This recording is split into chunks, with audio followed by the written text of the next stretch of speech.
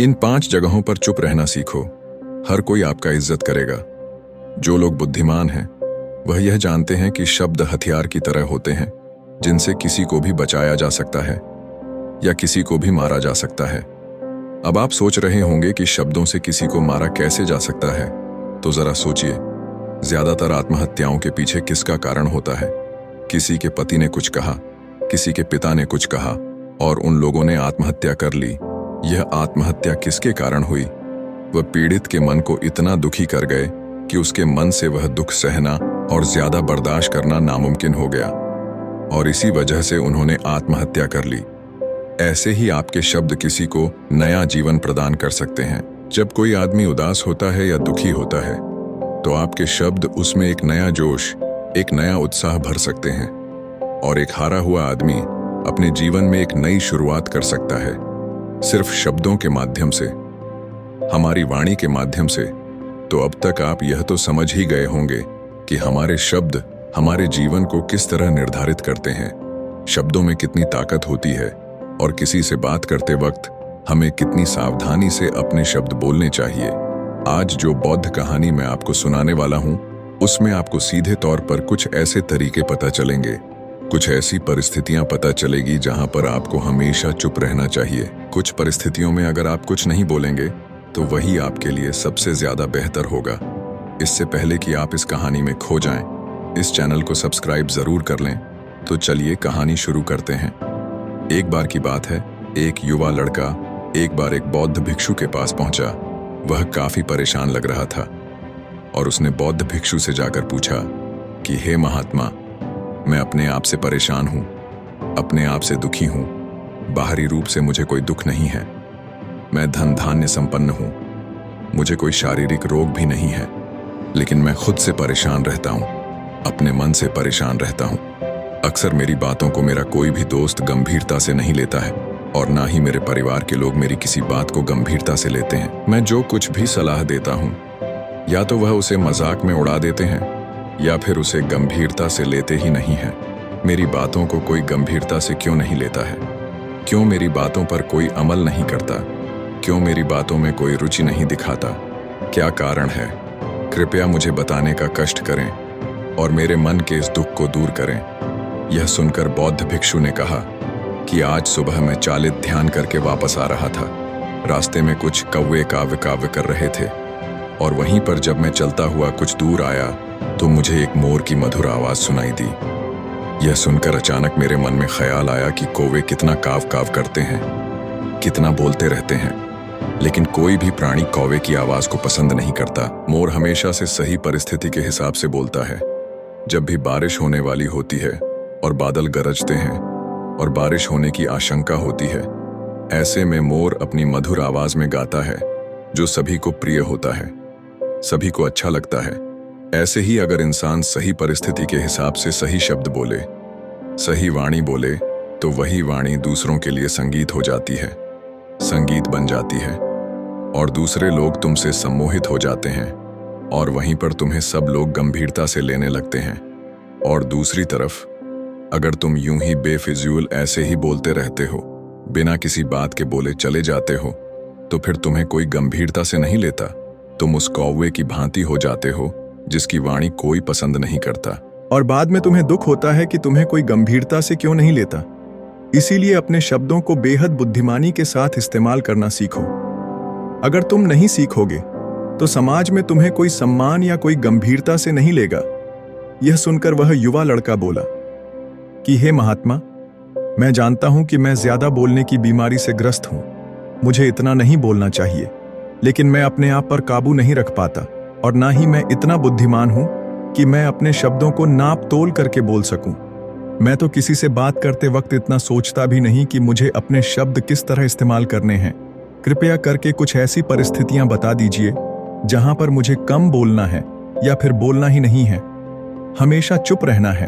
अगर आप मेरा ऐसे मार्गदर्शन कर सकते हैं तो मेरा जीवन आसान हो जाएगा और मुझे ज्यादा दिमाग या अपनी बुद्धि लगाने की भी जरूरत नहीं पड़ेगी। यह सुनकर बौद्ध भिक्षु ने मुस्कुराते हुए कहा कि बेटा, वैसे तो इंसान को हर परिस्थिति में सोच समझकर ही बोलना चाहिए, लेकिन अगर वह हमेशा होश में नहीं रह पाता है ध्यान में नहीं रह पाता है। तो मैं तुम्हारे दैनिक जीवन की कुछ ऐसी परिस्थितियां बता रहा हूं जहां पर तुम्हें हमें हमेशा चुप रहना है। अगर तुम ऐसी जगहों पर कुछ बोलोगे तो तुम्हारा अपमान ही होगा या फिर तुम्हें कोई गंभीरता से नहीं लेगा। सबसे पहली जगह है जहां पर इंसान को हमेशा चुप रहना चाहिए। जब किसी ऐसे विषय के बारे में बातचीत हो रही हो जिसके बारे में आपको कोई जानकारी ही नहीं है, तो ऐसी परिस्थिति में व्यर्थ में बीच में टान अड़ाना, व्यर्थ का ज्ञान देना, आपको कुछ पता नहीं है लेकिन फिर भी आप अपना ज्ञान देने के लिए उत्सुक हैं, तो ऐसी जगह पर आपका अपमान ही होगा। जरा तुम खुद सोचो, जब कोई बीमार आदमी अपनी बीमारी के बारे में चर्चा कर रहा हो और आपको उस बीमारी के बारे में कोई भी ज्ञान नहीं है, लेकिन फिर भी आप बेकार में उसे ऐसी ऐसी औषधियां बता रहे हैं जिनका उसकी बीमारी से कोई तालमेल ही नहीं है, तो ऐसे में आप अपनी प्रतिष्ठा अपने हाथों से खो रहे होते हैं और आपको पता ही नहीं होता। ऐसी परिस्थिति में आदमी को हमेशा सुनना चाहिए। ध्यान से सुनना भी एक कला होती है। अगर आप सुनने का दिखावा करेंगे तो कहीं ना कहीं सामने वाले आदमी को यह एहसास हो जाता है कि यह मेरी बात पूरे ध्यान से नहीं सुन रहा है। इसीलिए जब आपको किसी विषय के बारे में पूरी तरह से जानकारी ना हो तो वहां पर केवल अपने कान लगाना ही ज्यादा महत्वपूर्ण होता है। आप उस इंसान की बातें ध्यान से सुन सकते हैं और इसी बीच आप दोनों के बीच एक संबंध पैदा होगा और वह संबंध सच्चा होगा क्योंकि आपने उसके बात को बड़े ही ध्यान से सुना है और इस बात का पता सामने वाले को भी होता है। तो हम बिना कुछ बोले सिर्फ सुनने मात्र से किसी को अपना मित्र बना सकते हैं। इस बात को हमेशा ध्यान में रखना।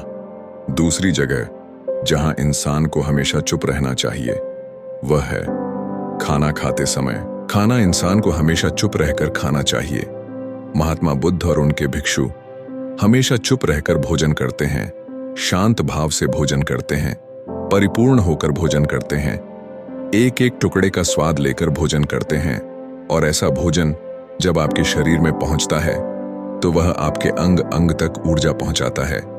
अक्सर हम भोजन करते वक्त कुछ ना कुछ बोलते रहते हैं, कुछ ना कुछ सुनते रहते हैं, लेकिन मौन रहकर पूरा स्वाद लेकर उस भोजन को कभी नहीं करते।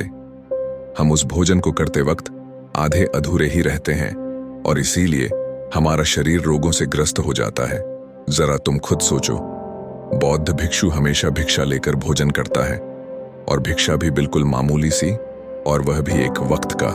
एक वक्त भोजन करने के बाद भी वह इतने स्वस्थ रहते थे, इतने उत्साह जोश और आनंद से भरे होते थे। और हम तो इतना खाना खाते हैं, इतनी सारी भोजन की सामग्री हमारे लिए उपलब्ध होती है, लेकिन हमारे शरीर में कोई ऊर्जा नहीं होती। इसका सबसे बड़ा कारण होता है कि हम अपना भोजन होश में नहीं करते हैं, परिपूर्ण होकर नहीं करते हैं, मौन रहकर नहीं करते हैं।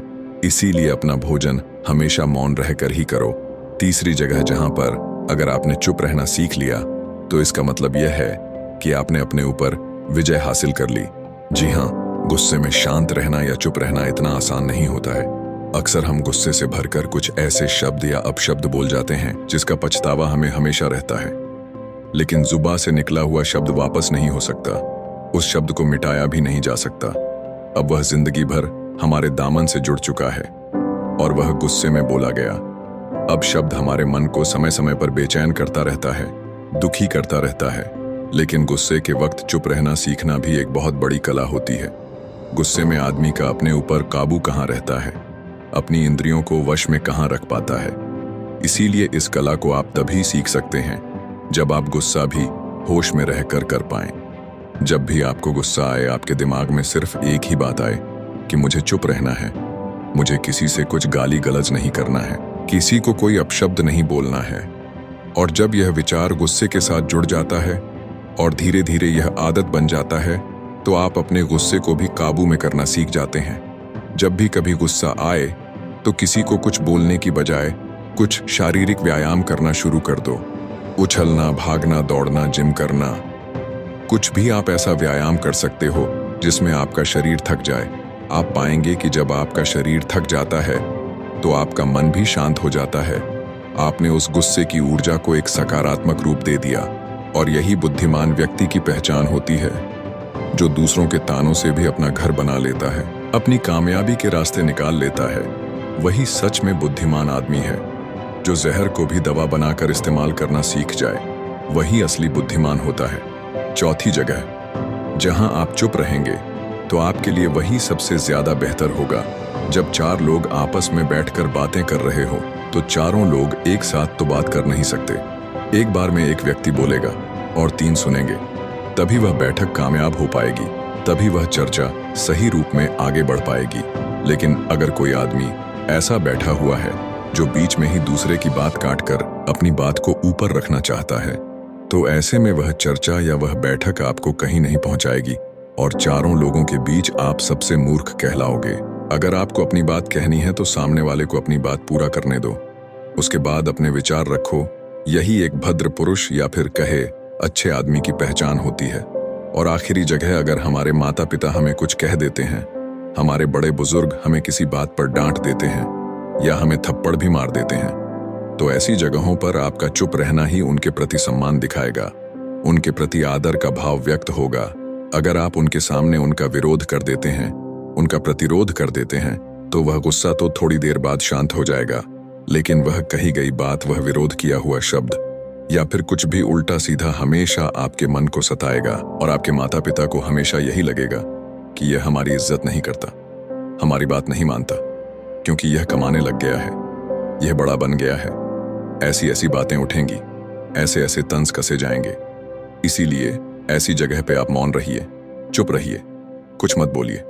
अपने गुस्से को अपने अंदर ही पी लीजिए, कुछ व्यायाम कर लीजिए, भाग लीजिए, दौड़ लीजिए, आपका मन अपने आप शांत हो जाएगा।